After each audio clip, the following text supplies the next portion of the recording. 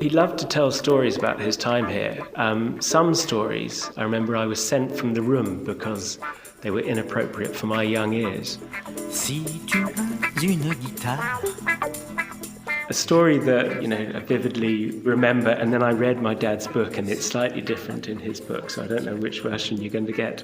He was the secretary to the Actors' Church Union, and I believe that there was an opposite number in France, and I understood it as being the Bishop of Rouen, but I think it may have been Abbé Guy de Fatto, who had previously been a musician.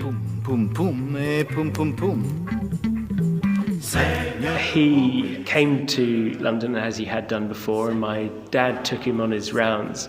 I think he was supposed to be chaplain to 50 strip clubs, as well as all the West End theatres and London film studios. Si tu as une batterie. So they turned up at one of the strip clubs. There was apparently a problem. People were worried and anxious. He said, well, what's the problem? He said, the saxophonist is sick, and how can you have a strip band without a sax player? To which Guy then stepped in saying, well, I play clarinet, so I can play sax.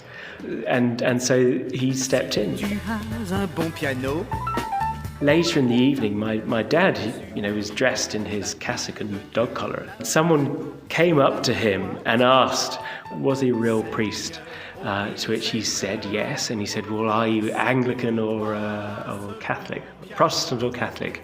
He said, well, I'm the Anglican rector of Soho. And he said, well, no surprise, because you wouldn't find a good Catholic in a place like this.